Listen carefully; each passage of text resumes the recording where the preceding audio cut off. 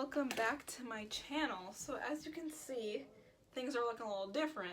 One, an avalanche exploded on my bed. Ignore that, I'm usually very organized, so I'm wearing a robe because today's video, as you can read from the title, is a get ready with me. Today, I plan on either starting the rough cut of my mother and I's business commercial, or we're just gonna be testing out the looks I might do for that. So let's just get started. So while I do my makeup, I wanted to talk about various topics that have been on my mind recently, and I thought doing my makeup while I do it would be a lot more entertaining for you guys. So I just came back from, doing a little errands for the day, so I already have makeup on. So this is what I have so far. So I'll show you guys the products I'm using as well. I'm not an expert whatsoever, so I'm sorry. I'm sorry if I do something that's technically wrong. I'm trying my best here, sorry. So I'm going to be taking this tapered face brush. I'm not sure where these brushes are from. My mom gave them to me because she got it in her Ipsy bag, so I'm not sure. And I'm taking the Physicians Formula Butter Bronzer. Wow, I feel like such a beauty girl, oh my gosh. So I'm just going to be working that through the perimeter of my face. So the first topic I wanted to talk about was toxicity in the environmental community or environmentalist community. So I've been kind of identifying as an environmentalist for about a year and a half now. I started getting into climate activism and all of that good stuff when I became pescatarian/vegetarian. I decided to do that after watching this documentary called Cowspiracy. That really moved me. The first half of the documentary is basically this team of people who have done a bunch of research and have a bunch of proof that red meat and animal products in general can cause a lot of cancers, and so they go on a bunch of these cancer organization sites that are extremely famous. I won't disclose the names because I don't want to be sued. And so they hit up these companies and they're like, why in your recipe section do you have all these things for red meat and meat when you know they cause cancer? Why do you promote these mac and cheese companies, these hot dog companies that have the worst possible ingredients in them when they cause cancer that you're supposedly trying to fight? And every single person that he tried to interview from those organizations all declined, or they either told him to leave after bringing up that sort of topic. So that was really interesting yet shocking to see these organizations, to see these people just openly be so suspicious and not trying to come up with excuses for themselves. He just flat out was like, no, get out of here. So that was really crazy to see. And the rest of the documentary kind of shows what goes on in the animal agriculture industry, how it impacts deforestation, how basically animal agriculture is a leading cause of climate change and the climate crisis that's currently going on. And after seeing that, I immediately decided to get on the bandwagon that my sister was on. My big sister actually became a vegetarian/pescatarian before me. I planned on doing it the same day as her, but I needed a little more time to kind of come to my senses and say goodbye to meat, because meat was always a really huge part of my life. Chorizo, which is a Colombian sausage, was my favorite food for as long as I can remember. I'm half Colombian, so having meat in my diet was extremely important to me and was just a big cultural thing. So I know it's like that for a lot of people, so it just took me a little bit to, finally decide to do that. So that's kind of where I am at now. I'm just continuing to kind of spread awareness. I have an Instagram page dedicated towards climate activism and all that sorts of things. I try to spread as much information as I can about it. So I kind of want to transition this to the next topic within environmentalism, which is shame within the community. I feel like we know the urgency of spreading this message before it's too late. Obviously, the health of the planet is pretty much timed at this point. There's a timestamp now.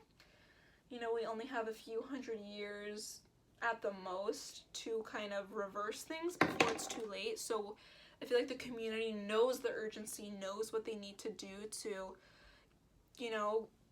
reverse what might happen and basically get our stuff together. So with that desperation, with that urgency, comes a lot of shame within the community. Sorry to interrupt that discussion, but for concealer I use the NYX Studio Photogenic HD concealer. So I just use that, and I use this flat brush to kind of buff it out, and then I went in with a sponge.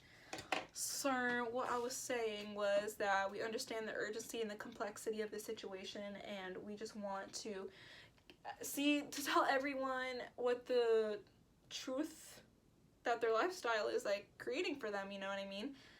Like the impacts of what, you know, something that just tastes good for you does for the planet. But, you know, that does come with a lot of shame. I feel like people get a little too aggressive, and that does even more harm to the movement. That makes people shy away from, you know, making those changes in their diet, because it just feels so forced and so intense that people just shy away, and it's just too much. That's why I'm all for people pushing like veganism, vegetarianism, pescatarianism like so hard. Like I love that. But when it comes to the point where you're calling people out and you're telling them, oh, but that's a fast fashion company. Oh, but this is really bad to eat. Oh, like this and that. It's really harmful, and it can really do harmful things to someone's self-esteem and just make them feel insecure for sharing anything. And I feel like that's where we lose the movement, because the foundation of environmentalism is having empathy and sympathy for living things and the planet in general. And when you take that away, if you take the empathy away when dealing with people, it just kills what this movement is all about. So be gentle towards people if you're vegan or vegetarian or whatever you identify as, and whatever your diet includes. Try to be, you know, as sympathetic as you can. You never know someone's situation, and especially with fast fashion, I myself am guilty of purchasing from those companies, and that's only because of, you know, financial situations and all of these things. Like, I don't have a thrift store super close by me. I do have to jump on public transportation, and especially right now, that's a little more of a dangerous thing to, you know, hop on. I'm using the Tarte Amazonian Clay blush, by the way. So, you know, you never know someone's financial situation or their accessibility to, you know, sustainable companies, and especially ethical clothing brands are extremely expensive. Like, it's literally crazy. Like, a bra is like $60, and I don't know about you, but I don't got $60 to spend on a bra, especially since I'm going to university next year. Ain't nobody got coin for that. I'm sorry, unless you're Mark Zuckerberg. You don't have the money to do that. At least the majority of the population does. So obviously no one's perfect, and there are, you know, smarter ways to shop. Like, I got this robe from a thrift store, but this shirt is from H&M. Like, you get what I'm saying? Like, even the most hardcore environmentalists, we slip up sometimes, and that's okay. Unsolicited advice is very harmful towards people, and it puts people off. So that's what I wanted to say on that. And I just think if you're trying your best and the intention is there, you know, start by taking like unnecessary meat things that aren't like core diet things, like bacon or ham or sausage. I think that's the best way to start. Replacing things instead of just taking away, because I feel like if you take away this and that from your diet, it just won't stick with you as much because you just took things away instead of introducing new wonderful things.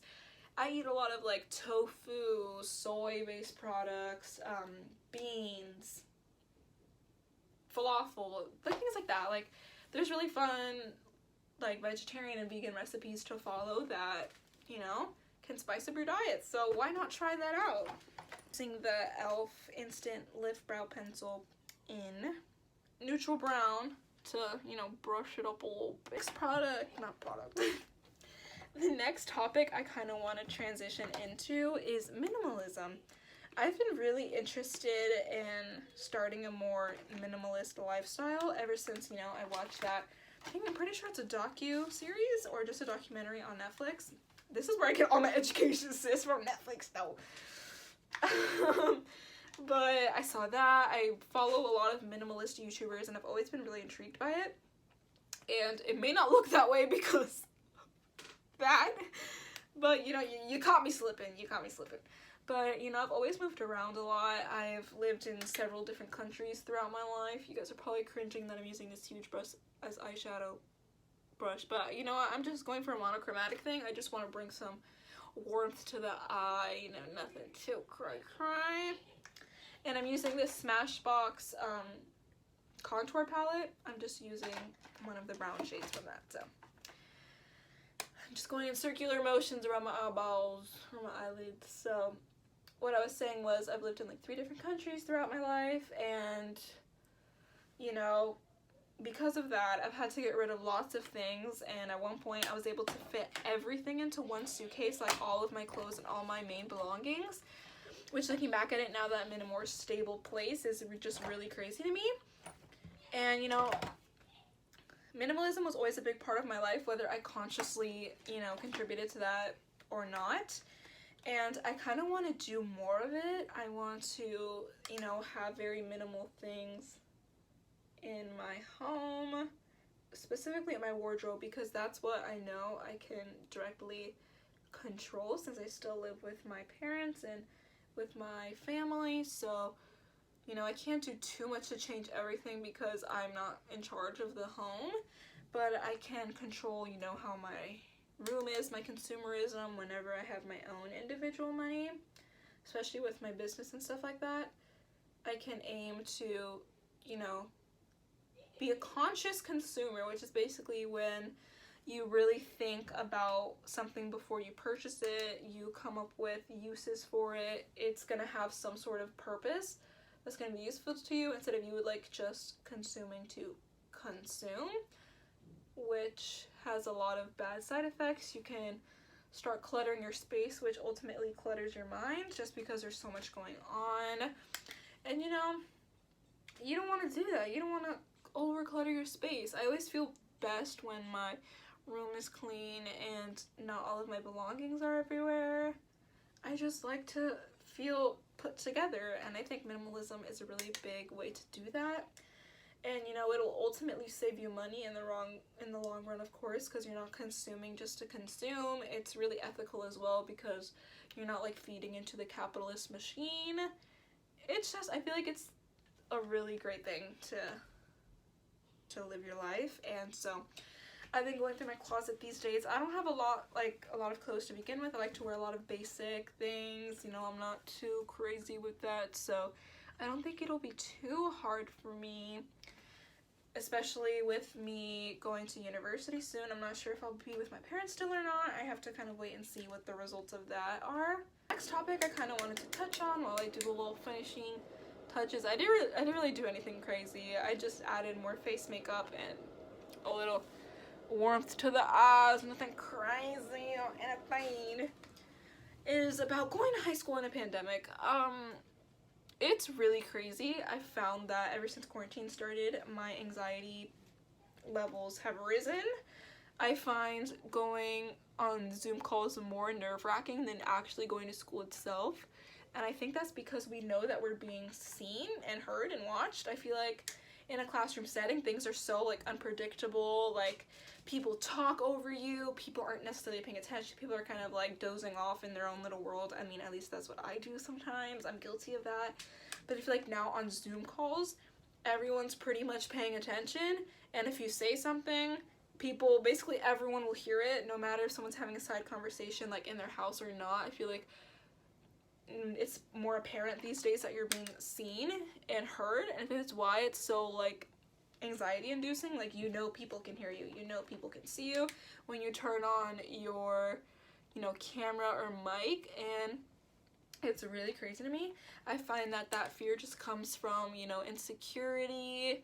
You don't want people to see how you look, or you don't want to mess up, and I feel like messing up now is more anxiety inducing because you don't want people to see you kind of fumble and fall, and it's less about, you know, growing from those mistakes and learning from them and, you know, trying your best to improve. And it's now more about whether people will remember you messing up, just because we have social media and cameras, and like people tend to remember things now more often than letting it go.